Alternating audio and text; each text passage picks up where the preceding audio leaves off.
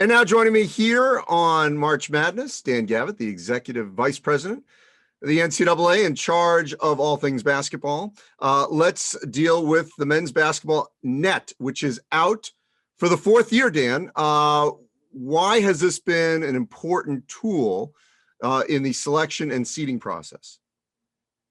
Landy, I think it was a recommendation that came from the Coaches Association, the NABC, to adjust what was used to be the RPI and have both a results-based and predictive metric for the committee to use that probably can't be gamed quite as easily as some thought the RPI could, and was a more modern and comprehensive way of looking at a team from an evaluative standpoint. So the committee's been quite pleased with the performance of the net so far. As you mentioned, it's the fourth year for the men's committee to use the net, and this is the second year the women's committee will use the net as well. All right, so let's just dive deeper into the numbers. Purdue at 1, which makes sense, number 1 team in the country. So that equates. And there are other schools that are obviously top 25 type schools: Arizona, Houston, Villanova, Baylor, USC, Gonzaga, all in the top 10. But those other brand name schools from the power leagues, how do you explain if they are maybe higher in the net versus what they might be in a top 25? Well, one of the things that's important for fans to keep in mind with the net is that every team starts at 0 at the beginning of the season. No preseason rankings are taken into consideration at all. So every team, all 358, start with a 0-0 record, start building their resume from November 9th on. We're a month into the season now. Teams have played an average of 7 to 9 games, which is about a quarter of their season. And it's the results on those 7 to 9 games that the net ranking is based at this point. The half of it being the team value index, it's the quality of your wins, just a results oriented. Did you win or lose the game, and how good was that opponent? Giving extra credit to games that are won on the road or a neutral site. And then the other half of the or so of the equation is your team's net efficiency, and that is the average number of points you score offensively minus the average number of points you give up defensively. And so it's how good you are from an efficiency standpoint, offense to defense.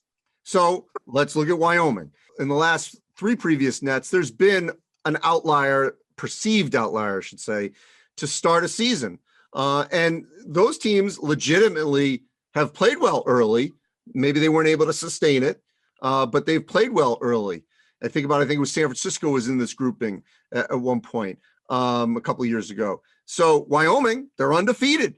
They've won on the road. We'll see if they can sustain it. What do you see when you dive deeper into the Cowboys? I think that Wyoming is a really good case study and example of what I just spoke about. They've gotten off to a terrific start to their season. They're undefeated. They've played and won 3 road games. They're one of only 3 teams in the country that has won 3 road games undefeated. The team value index very much values games won away from home. And some of those opponents were good opponents as well. They've also had a very high efficiency ranking. Their offensive and defensive efficiency numbers are quite strong in those undefeated games that they have had. So, it doesn't, the net doesn't determine what the name is on the front of the jersey. It just determines how well you've done with the number of games you've played. And Wyoming has earned that opportunity and that ranking this point. Like you said, we'll see if 3 quarters of the rest of the season they can maintain that, or they'll be passed by their teams. But like I said, every team starts with a 0-0 record, and Wyoming's gotten off to a terrific start. Dan, while I have you real quick, first month of the season is in the books. We've had 3, if I'm correct, 3 different number 1 teams, great, highly competitive games, super seniors and the transfers.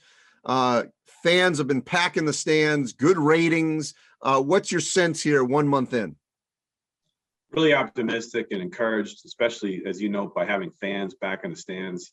It's the thing we all love about college basketball is the environment that our student athletes get to play in and compete in. And it's been such a relief to have fans back and cheering for their teams. And it's been notable in the games that I've been able to attend or watch on TV. And as you note, with so many older players, veteran players back, I think the quality of play has been a very, very high level, and excited to get a few more non-conference games in here and then head into a conference season, which I know is going to be very competitive after the turn of the year.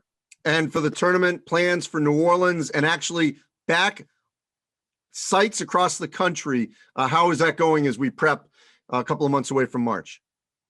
Planning is going quite well, Andy. Thanks. We're planning to have the tournament, as you note, normally, as normal as things can be, and using all 14 sites from Dayton and First Four all the way through the Final Four in New Orleans. Our host institutions are really excited to welcome fans back, and I know that our teams are going to be thrilled to be able to be on the road, and not just in one location, but maybe as many as 3 or 4 playing all the way to the Final Four. All right, great. Well, Dan, it's going to continue to evolve the net, and this is great. It's great to debate all this. So the fact that we can do this in a semi-normal season. I appreciate it, Dan. Thank you. Good to be with you, Andy. Be well.